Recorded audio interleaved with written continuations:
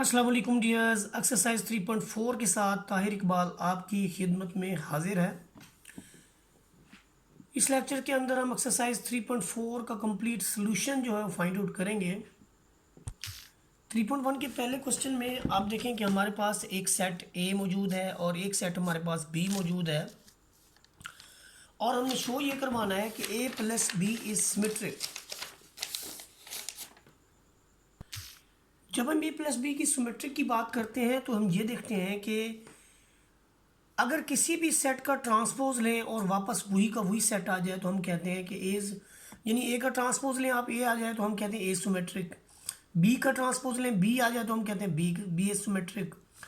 इसी तरह से चूंकि हमने ए प्लस बी को सिमेट्रिक शो करवाना है तो ए प्लस बी का ट्रांसपोज अगर ए प्लस बी के इक्वल आ जाए तो फिर हम कहते हैं कि A plus B is symmetric. तो यहाँ पर हम ऐसा ही कुछ करने जा रहे हैं।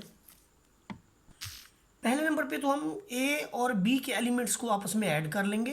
कोरिस्पॉन्डिंग एलिमेंट जो है वो आपस में ऐड होंगे। मसलन वन आपका जो है ए वन वन वाला ए वन वन में ऐड होगा। इसी तरह से ए टू वन टू वाला जो है वो ए वन टू वाले में ऐड होगा। ऐड होने के बाद जो हमारे पास रिजल्ट आता है वो आपके सामने है, ये जी -2 -1 3 -1 3 -2, इस तरह से। अब आप ये देखें कि ये आपका आया जी ए प्लस बी का ए प्लस बी। जब हम इसका ट्रांसपोज लेंगे तो आप कतारों को कॉलम में चेंज कर लें। ये कतार है, इसे हमने कॉलम में कन्वर्ट कर लिया, -2 -1 3। तो इसी तरह से -1 3 -2 इस तरह से लिख लिया गया है। फिर 3 -2 2 जो है वो इस तरह से लिख लिया गया है। तो हम इस सारे को देखते हैं कि ये तो वापस ये वाला सेट है, यानी ए प्लस बी है। इसका मतलब क्या हुआ कि हमने ये साबित कर दिया कि ए प्लस बी का जो हमने ट्रांसपोज लिया है, ए प्लस बी का जो हमने ट्रांसपोज लिया है this is equal to A plus B.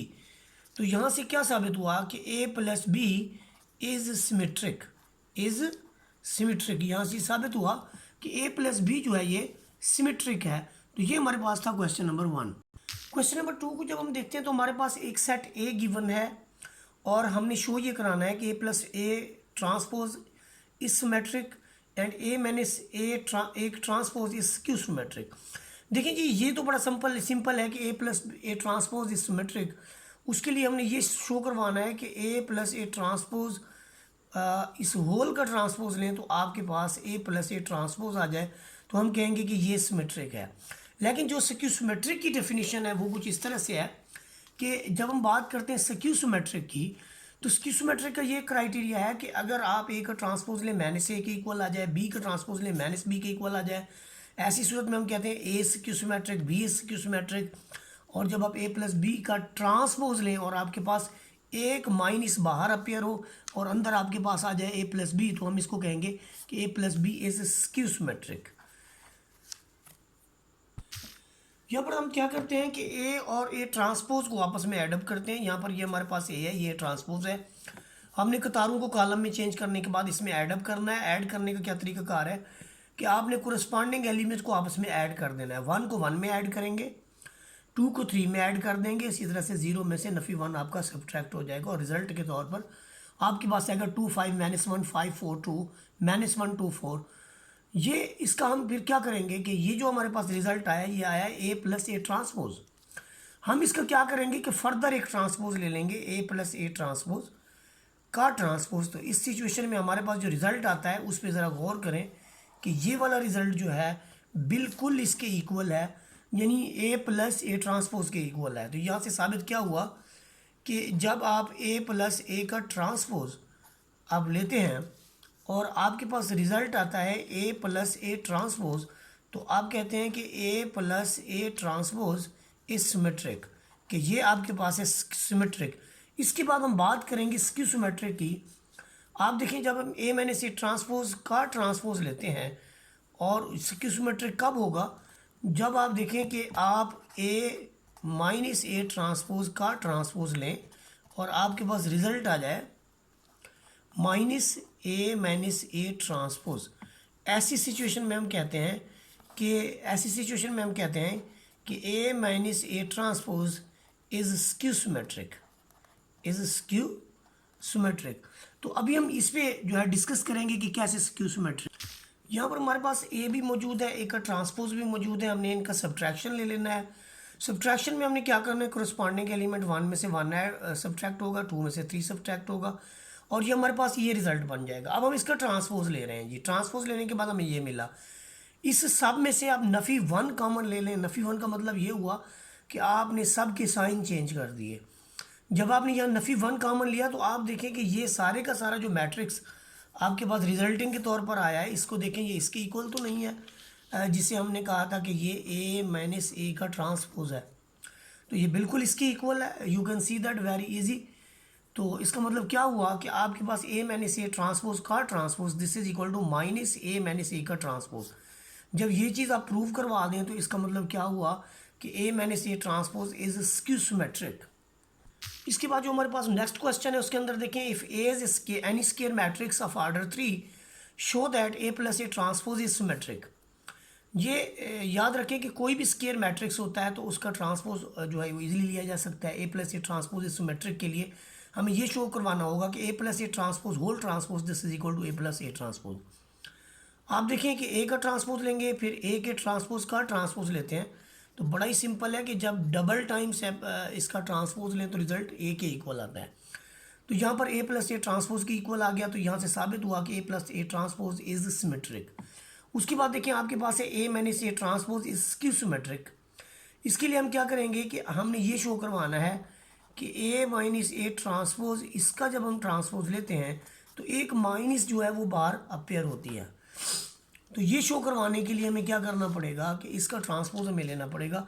A minus A transpose जब अप्लाई करेंगे तो आपका ए को ट्रांसपोज मिलेगा, ए के ट्रांसपोज को ट्रांसपोज मिलेगा, तो ये वापस ए के इक्वल आ जाएगा। ये ए ट्रांसपोज है, आप इसमें से -1 कॉमन लें तो आपको मिलेगा ए माइनस ए ट्रांसपोज। तो ये भी बात साबित होगी कि A minus A transpose is skew symmetric. Question number 4 के अंदर देखिए हमारे पास एक मैट्रिक्स ए और बी है, ये सिमेट्रिक है, और इसके अंदर सिमेट्रिक में A B is equal to B है। ये दो चीज़ें गिवन है कि ए और बी सिमेट्रिक मैट्रिक्स है, और हमने ये शो करवाना है कि ए बी इज सिमेट्रिक। तो ए बी सिमेट्रिक का मतलब क्या है कि आपने ए बी का ट्रांसपोज लिया और वापस ए बी के इक्वल आया, तो फिर इस सिचुएशन में हम कहेंगे कि ए बी सिमेट्रिक। तो आप देखिए जब ए सिमेट्रिक है तो इसका ए का ट्रांसपोज ए के इक्वल, बी सिमेट्रिक है तो बी का ट्रांसपोज बी के इक्वल, और ये भी गिवन है हमारे पास कि A B is equal to B A. ये हमारे पास 3 इक्वेशंस हमारे पास मौजूद हैं। अब हमने क्या किया कि ए बी का transpose this is equal to B transpose A transpose. अब बी की जगह हमने बी लिख दिया, एक ए ट्रांसपोज की जगह ए लिख दिया, तो बी ए को हम फिर ए बी लिख सकते हैं बाई कंडीशन 3। तो यहाँ से साबित क्या हुआ कि जब आप ए बी का ट्रांसपोज लेते हैं तो ए बी के इक्वल आ जाता है। यहाँ से साबित क्या हुआ कि ए बी इज़ सिमेट्रिक, और ये आपके पास जो पहला पार्ट है ये प्रूव हो गया। क्वेश्चन नंबर 4 के बाद हम बात करते हैं क्वेश्चन नंबर 5 की। Show that A transpose and A transpose A R symmetric for any matrix of order 2 cross 3। आप देखें जब आप इसका ए ट्रांसपोज लेते हैं तो उसका ट्रांसपोज आप जब अप्लाई करते हैं तो ट्रांसपोज रिवर्सल लॉ के तहत, ये देखें इस रूल के तहत कि जब आपका ए बी ट्रांसपोज मिलेगा तो पहले बी को मिलेगा फिर ए को मिलेगा। इस सेंस में देखें जब हम नेक्स्ट जाते हैं तो ए के ट्रांसपोज का ट्रांसपोज ए के इक्वल, साथ में ए आपका ए ट्रांसपोज, तो इसका ट्रांसपोज इसके इक्वल आ गया। यहाँ से साबित हुआ कि ए ट्रांसपोज इज सिमेट्रिक। और पार्ट नंबर 2 के अंदर देखें, पार्ट नंबर 2 के अंदर हमने क्या किया कि ए ट्रांसपोज ए, इसका ट्रांसपोज लिया तो वापस ए ट्रांसपोज ए के इक्वल आया। तो दोनों आपके पास ए ट्रांसपोज ए और ए ट्रांसपोज दोनों आपके पास सिमेट्रिक हैं। इसके बाद हम क्वेश्चन नंबर 6 की बात करते हैं। क्वेश्चन नंबर 6 की जब हम बात करते हैं तो यहाँ पर देखिए हमारे पास एक स्केयर मैट्रिक्स ए दिया हुआ है, और हमने ये शो करवाना है कि A plus A conjugate transpose is Hermitian. तो हर्मिशन के लिए यहाँ पर जो हमारे पास डेफिनेशन है वो ये है कि अगर आपका ए प्लस ए कॉन्जुगेट के ट्रांसपोज का ट्रांसपोज आपके पास overall A plus A conjugate transpose के इक्वल आ जाता है, तो फिर हम इसको कहते हैं कि A plus A conjugate transpose is Hermitian. और स्क्यू हर्मिशन में अगर आपके पास है ए माइनस ए कॉन्जुगेट का ट्रांसपोज होल का ट्रांसपोज आपका इसके इक्वल आ जाता है, तो हम कहते हैं कि ये स्क्यू हर्मिशन है। अब हम क्वेश्चन की तरफ आते हैं। क्वेश्चन नंबर 6 जो हमारे पास है वो इसी तरह का कि आपके पास ए गिवन है और आपने शो ये करवाना है कि A plus A transpose is Hermitian. आपके पास ए गिवन है, आप इसका कॉन्जुगेट लें, कॉन्जुगेट में आपके पास अयोटा वाली जो वैल्यू है इसका साइन चेंज होता है, तो 1 प्लस आयोटा है तो आपके पास 1 माइनस आयोटा हो जाएगा, आयोटा है तो माइनस आयोटा हो जाएगा, ये 1 एज इट इज़, ये माइनस आयोटा है तो इसका कॉन्जुगेट प्लस आयोटा आ जाएगा। फिर हम क्या करेंगे, इसका ट्रांसपोज लेंगे, -1 के बाद 1 माइनस आयोटा नीचे लिख देंगे और 1 के साथ आयोटा जो है वो नेक्स्ट कॉलम बना देंगे। यानी हमने यहाँ पर क्या किया है कि रोज़ को कॉलम में कन्वर्ट कर दिया है। अब ये जो ए कॉन्जुगेट का ट्रांसपोज है और ये ए कॉन्जुगेट है, इन दोनों को हमने सम अप कर लिया यहाँ पर। जब हमने इन दोनों को सम अप किया तो हमारे पास ये रिजल्ट मिला। इसके बाद आपके पास 0 2 प्लस आयोटा 2 माइनस आयोटा 0 मिला। कोरिस्पॉन्डिंग एलिमेंट को हमने आपस में सम अप किया। तो जब हमने ये देखा तो ये जो आपके पास रिजल्ट है, अगर हम इसका ट्रांसपोज ले लेते हैं, ये देखें, इसका अगर हम यानी कॉन्जुगेट लेके ट्रांसपोज ले लेते हैं, कॉन्जुगेट में क्या होगा कि जो आपके पास रिजल्ट है उसका कॉन्जुगेट लें। कॉन्जुगेट का क्या तरीका कार है कि आपके पास जो अयोटा वाली वैल्यूज़ हैं इनके साइन चेंज हो जाएंगे। यानी ये 2 प्लस अयोटा है तो 2 माइनस अयोटा हो जाएगा, ये 2 माइनस अयोटा है तो 2 प्लस अयोटा हो जाएगा। आपके पास ये रिजल्ट आ चुका है। तो आप देखें ये रिजल्ट तो वही है जो ऑलरेडी हमारे पास यहाँ पर जो है वो मौजूद था। तो ये जो रिजल्ट आपके पास है ये था ए प्लस ए के ट्रांसपोज कॉन्जुगेट के ट्रांसपोज के इक्वल। तो यही चीज़ आपके पास यहाँ पर बनी है। तो इसका मतलब क्या हुआ कि A plus A conjugate transpose is Hermitian. तो एक बात हमारी साबित हो गई हर्मिशियन वाली। अब हम स्क्यू हर्मिशियन की बात करेंगे। ए मैंने से ट्रांसपोज को स्क्यू हर्मिशियन शो कराने के लिए हम ए और ए कॉन्जुगेट लेंगे, फिर उसका ट्रांसपोज ले लिया हमने। इसके बाद देखिए ए मैंने से कॉन्जुगेट का जो ट्रांसपोज है उसकी सब्ट्रैक्शन की हमने, कोरस्पॉन्डिंग एलिमेंट को सब्ट्रैक्ट किया तो हमें ये रिजल्ट मिला। इस रिजल्ट का फिर हमने कॉन्जुगेट लिया तो 2 आयोटा था, ये आपका होगा -2 आयोटा। ये आयोटा है तो माइनस आयोटा हो जाएगा, ये प्लस में है तो माइनस में हो जाएगा, ये माइनस में है तो प्लस में हो जाएगा। अब ये हमारे पास एक रिजल्ट आ चुका है ए माइनस ए कॉन्जुगेट का ट्रांसपोज। इसका फिर हम देखें, जब इसमें से एक माइनस आप लेते हैं तो आपका ये रिजल्ट बन जाता है और यही स्क्यू हर्मिशियन की कंडीशन है। इससे साबित हुआ कि A minus A conjugate transpose is skew Hermitian. Question number 7 के अंदर देखें, इफ ए सिमेट्रिक और skew symmetric then show that A square is symmetric. हमने शो ये कराना है कि स्क्वायर सिमेट्रिक है। आपके पास देखिए जब आपका ए सिमेट्रिक है तो हम लिखते हैं कि A transpose is equal to A. अब जब ए स्क्वायर के ट्रांसपोज को लिखेंगे तो हम ए को 2 बार लिख लेंगे और ट्रांसपोज दोनों को दे देंगे, ए को। तो ए ट्रांसपोज ए के इक्वल है, ए ट्रांसपोज ए के इक्वल है। यहाँ से साबित हुआ कि ए स्क्वायर का transpose this is equal to A square, hence A square is symmetric. उसके बाद हम बात करेंगे इसके यानी स्क्यू सिमेट्रिक की। तो आप देखिए स्क्यू सिमेट्रिक भी बनता है, यानी ये ट्रांसपोज आपका अगर स्क्यू है तो फिर माइनस ए के इक्वल हुआ। दूसरी बार जब ए स्क्वायर का ट्रांसपोज लिखेंगे तो हम इसको 2 बार लिख लेंगे और ट्रांसपोज दोनों पे अप्लाई कर देंगे। ए ट्रांसपोज माइनस ए के इक्वल है, फिर ए ट्रांसपोज माइनस ए के इक्वल है, लेकिन माइनस इंटू माइनस आपका प्लस में होता है और ये रिजल्ट आपके पास आ गया जी, ए स्क्वायर का transpose this is equal to A square and hence A square is skew symmetric. यहाँ पर बात करते हैं क्वेश्चन नंबर 8 के अंदर आपके पास कोई ए गिवन है और आपने उसका ए और ए कॉन्जुगेट ट्रांसपोज का प्रोडक्ट फाइंड आउट करना है। तो बड़ी सिंपल है, पहले आप उसका कॉन्जुगेट ले लें और उसके बाद उसका ट्रांसपोज ले लें। तो ये जो आपके पास मैट्रिक्स है, आपने ये देखना है कि क्या ये मल्टीप्लिकेशन पॉसिबल भी है या नहीं है। उसके लिए क्या क्राइटेरिया आपके पास कि आपने इसके अंदर ए कॉन्जुगेट जो लिखा है आपने, इसका जो है इसमें 3 रोज़ हैं और 1 कॉलम है, और दूसरा जो आपने लिखना है इसके अंदर 1 रो और 3 कॉलम्स हैं। तो आप देखें कि आपकी ये साइड्स जो है ये ऑफ हो जाती हैं और रिजल्टिंग जो मैट्रिक्स है आपका वो आता है 3x3 का। और 3x3 का जो मैट्रिक्स है उसके लिए मैं आपको बताता हूँ कि क्या क्राइटेरिया हमारा होना चाहिए मल्टीप्लिकेशन का। मल्टीप्लिकेशन के अंदर जब हमारी फर्स्ट रो जो है ये वाली फर्स्ट कॉलम के साथ मल्टीप्लाई होगी, यानी फर्स्ट रो फर्स्ट कॉलम, तो आपको ये 1 1 एलिमेंट मिलेगा। और जब आपकी फर्स्ट रो सेकंड कॉलम के साथ मल्टीप्लाई होगी तो आपको ये 1 2 मिलेगा। इसी तरह आपकी फर्स्ट रो थर्ड कॉलम से मल्टीप्लाई होगी तो आपको ये 1 3 मिलेगा। यहाँ पर मैं आपको बता चुका हूँ कि जब 3x1 वाला मैट्रिक्स 1x3 वाले से मल्टीप्लिकेशन पॉसिबल है। यहाँ पर देखें जो आपके pass on the first column होगा उसमें 3 रोज़ एक कॉलम है, यानी फर्स्ट वाले के कॉलम और सेकंड वाले की जो रोज़ हैं वो आपस में इक्वल होनी चाहिए, तभी आपकी मल्टीप्लिकेशन पॉसिबल है। और ये दोनों आपस में कैंसल आउट होते हैं तो उस रिजल्टिंग जो मैट्रिक्स है उसमें रो और कॉलम बचते हैं, यानी फर्स्ट वाले के रो बचेंगे, सेकंड वाले के कॉलम। तो यहाँ पर उनके कोरिस्पॉन्डिंग एलिमेंट का मैं आपको बताने जा रहा हूँ कि जब सेकंड रो आपकी फर्स्ट कॉलम से मल्टीप्लाई होगी तो A2 1 आएगा, फिर सेकंड रो सेकंड कॉलम से मल्टीप्लाई होगी तो A2 2 आ जाएगा, इसी तरह से A2 3 आ जाएगा, फिर आपके पास A31 आ जाएगा, सिमिलरली A32 और A331 आपके पास एलिमेंट जो है वो आपको फॉर्म मिलेंगे। तो यहाँ पर यही सिलसिला है, first row first column, second column, third column, फिर second row first second third column, third row first second और थर्ड कॉलम। मल्टीप्लिकेशन में आप देखें आपके सामने बड़ा ही नीट आपके सामने है, ये आयोटा स्क्वायर -1 के इक्वल है, तो हमें इस तरह का रिजल्ट मिलता है। तो एट द राइट ये फाइनल हमारा जो है ये रिज़ल्ट होगा, जो कि आपका ए और ए कॉन्जुगेट का ट्रांसपोज के इक्वल है। क्वेश्चन नंबर 9 के अंदर देखें, हमने इन्वर्स मालूम करना है फॉलोइंग मैट्रिसेस का, और यहाँ पर हमने यूज़ करना है using inverse by using row and column operations.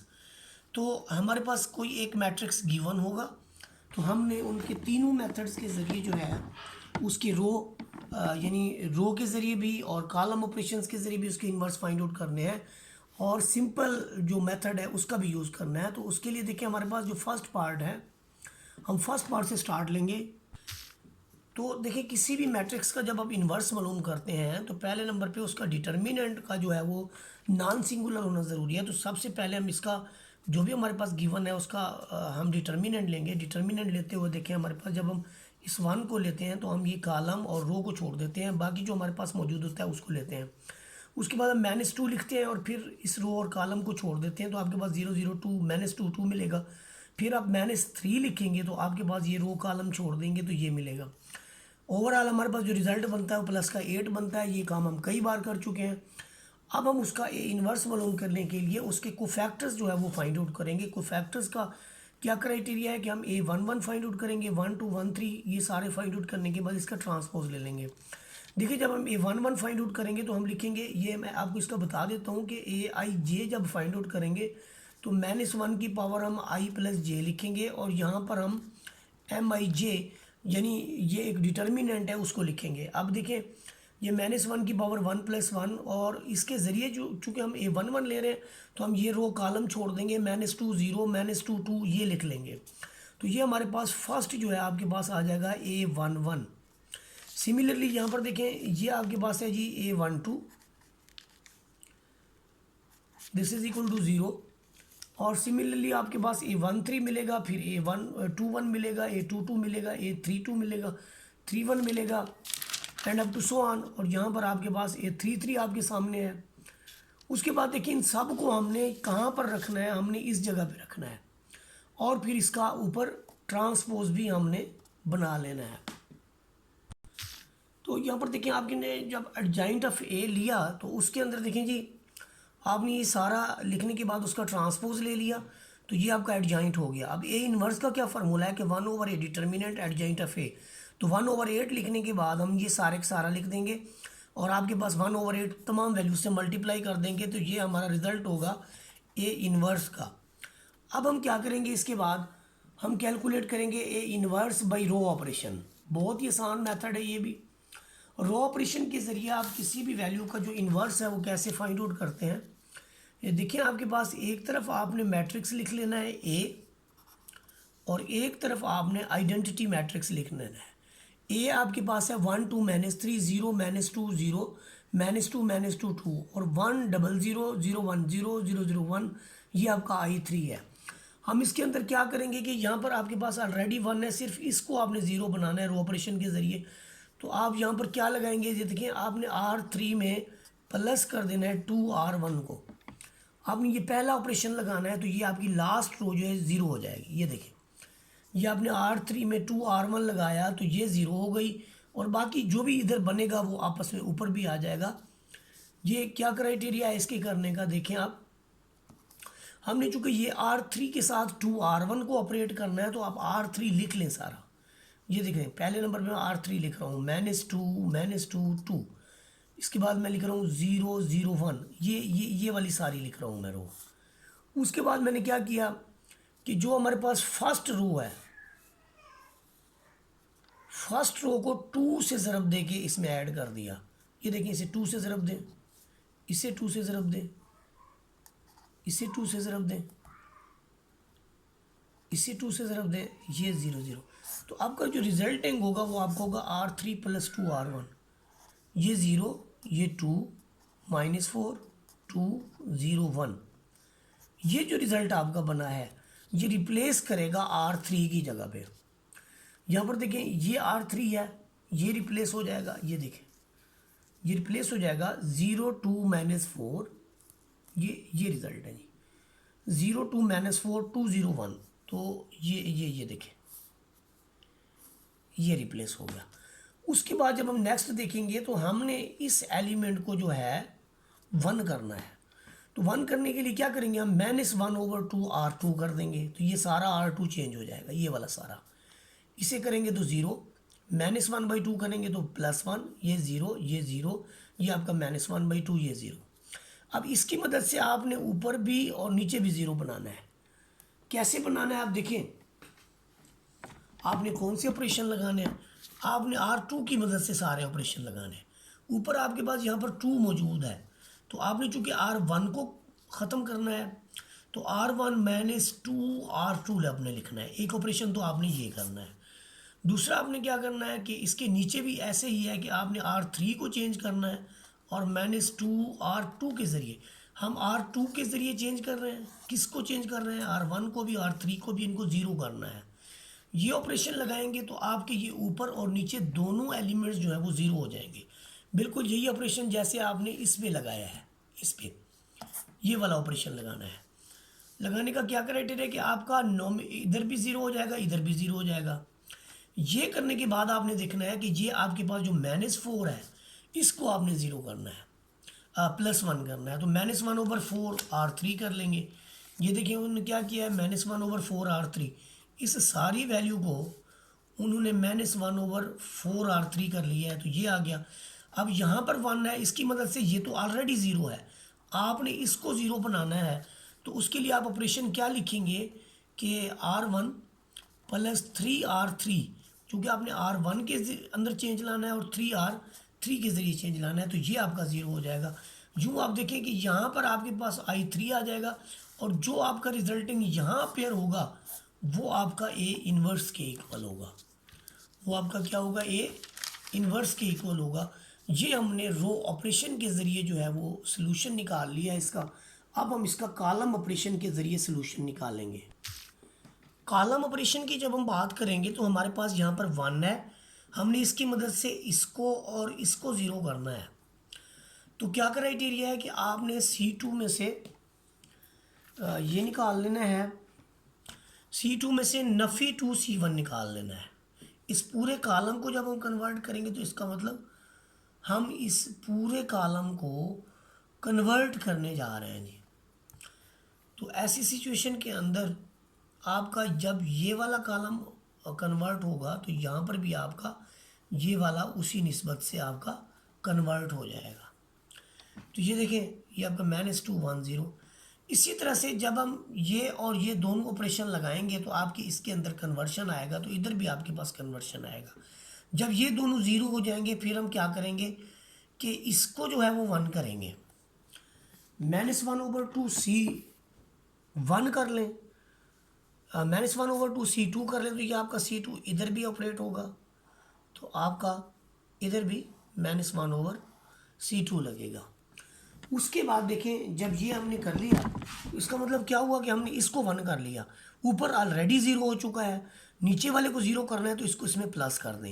यानी आप लिखें R3 सॉरी इसके साथ ये वाला भी 0 हो गया, ये वाला भी 0 हो गया, ऑलरेडी 0 हो गया। तो फर्दर हमने क्या करना है, इसके अंदर ये इसको जो हमने 1 बनाना है, तो उसके लिए हमने क्या किया, -1/4 C3 वाला ऑपरेट कर दिया।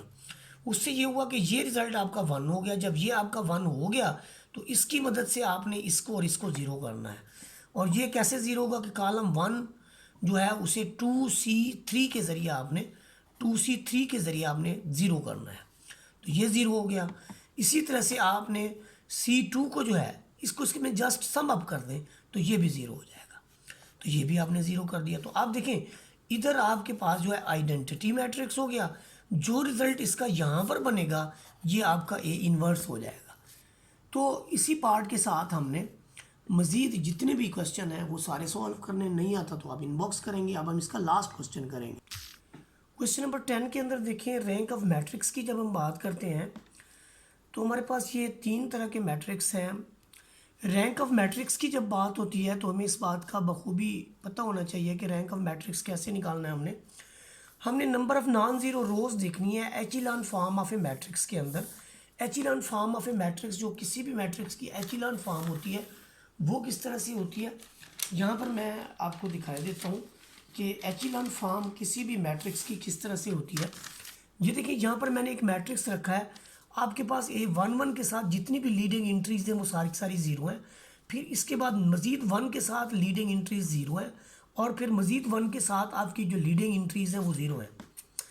तो जहाँ जहाँ आपके पास 1 होगा उसकी लीडिंग एंट्रीज ज़ीरो है, तो ये आपके पास एचिलॉन फॉर्म होती है। और यहाँ पर देखिए नंबर ऑफ़ नॉन ज़ीरो जो है वो 3 है, 3 रोज़ है नंबर ऑफ़ नॉन ज़ीरो। कितनी रोज़ हैं आपके पास ये एचिलॉन फॉर्म की, ये एक नॉन ज़ीरो रोज़ 1 2 3 4, तो यहाँ पर 3 की जगह 4 है, ये मिस्टेक है आपके पास। इसी तरह से अगर आपके पास क्वेश्चन के अंदर, मैं आपको मज़ीद भी मिसालें देता हूँ, आप इसके अलावा जो आपके पास है नंबर ऑफ़ नॉन ज़ीरो रोज़, यहाँ पर हम देखते हैं हमारे पास ये 3/4 का एक मैट्रिक्स है, पार्ट 1 10th क्वेश्चन का, जिसको हमने जो है एचिलॉन फॉर्म बनानी है। और फिर उसके अंदर हमने नंबर ऑफ़ नॉन ज़ीरो रोज़ को देखना है। क्या तरीका कार है उसके अंदर कि हम यानी यहाँ पर ऑलरेडी हमारे पास जो है वो 1 मौजूद है, और 1 के नीचे हमने इन दोनों एलिमेंट्स को ज़ीरो करना है विद द रो ऑपरेशन। ये चूँकि आपके पास R2 के मुकाबले में है, तो फिर यहाँ पर हम क्या करेंगे कि R2 - 2 R1 और R3 - 3 R1 लगाएंगे, तो हम इसको ज़ीरो कर देंगे और इसको ज़ीरो कर देंगे। आप देखिए यहाँ पर मैं आपको रिटर्न लिख के देता हूँ कि ये जो आपने R2 लिखा हुआ है, तो पहले आप R2 लिख लें। R2 आपके पास क्या है जी, 2 - 6 5 1, और फिर आपने लिखा -2 R1। आप इस सेकंड रो को आप -2 से मल्टीप्लाई करें, -2 + 2, फिर ये आपका -4 और माइनस का 2 हो जाएगा। जब आप इसको सम अप करते हैं तो आपका पहला जो एलिमेंट है वो ज़ीरो हो जाता है, ये आपके पास -4 आ जाता है, फिर ये आपके पास 1 आ जाता है, फिर ये आपके पास -1 आ जाता है, और ये आपके पास क्या फॉर्म हुआ, जो आप लिखते हैं ना पहले नंबर पे R2, ये आपका R2 फॉर्म होता है। यानी आपने इसमें ये वाली रो सारी हटा के इसकी जगह आपने R2 लिख देना है। तो यहाँ पर देखें कि ये जो सारा हमने लिखा है ये आपके पास R2 के इक्वल है। सिमिलरली हमने R3 की जब बात की, तो यहाँ पर देखिए हमारे पास ऑपरेशन है R3 - 3 R1, तो आप पहले नंबर पे आपके R3 तो कन्वर्ट होगा, R3 आपका चेंज होगा, तो R3 को लिख देते हैं जी। ये देखें 3 5 4 -3, और ऑपरेट क्या करना है, -3 R1। आप -3 R1, तो इसको ये जो रो आपके पास फर्स्ट है, इसे आप -3 से मल्टीप्लाई कर दें, -3 प्लस का 3, फिर -6 और फिर -3। तो ये देखिए पहला एलिमेंट आपका जो है वो 0 हो चुका, फिर दूसरा एलिमेंट आपका 8 बन चुका, तीसरा -2 और ये -6। तो आप देखिए जो आपके पास थर्ड रो है ये कन्वर्ट हो चुकी है किसके अंदर, 0 8 -2 -6 के अंदर। तो आप यहाँ से आप ऑब्जर्व कर सकते हैं कि हमने ऑपरेशन कैसे लगाना है। जब R2 लिखना है तो पहले नंबर पे R2 और फिर R1 को नफ़ी 2 से मल्टीप्लाई करके ऐड कर देना है, जो रिजल्टिंग आएगा वो आपका R2 बनेगा। इसी तरह यहाँ पर जो रिजल्टिंग आया है वो आपका R3 बना है। तो यही सिलसिला हमने करना है। तो यहाँ पर देखें ये मैट्रिक्स जब आ जाए तो उसकी मदद से आपने इसको ज़ीरो कर लिया। करने के बाद यहाँ पर आपके पास ऑलरेडी 1 है, इसकी मदद से आप नीचे वाले को ज़ीरो करेंगे, ऊपर वाले को ज़ीरो करने की ज़रूरत नहीं है। उसके बाद हम देखते हैं कि ये आपके पास -8 है, -1/8 कर लेंगे तो number of non zero rows जो है आपके पास 1 2 और 3 है। अगर ये 1 भी हमारे पास ज़ीरो हो जाता तो फिर हम कहते हैं कि number of non zero rows जो है वो आपके पास है 2, तो फिर हम कहते हैं रैंक 2 है। लेकिन यहाँ पर आपके पास number of non zero rows जो है, यहाँ चूँकि 1 है तो number of non zero rows जो है वो आपके पास 3 है।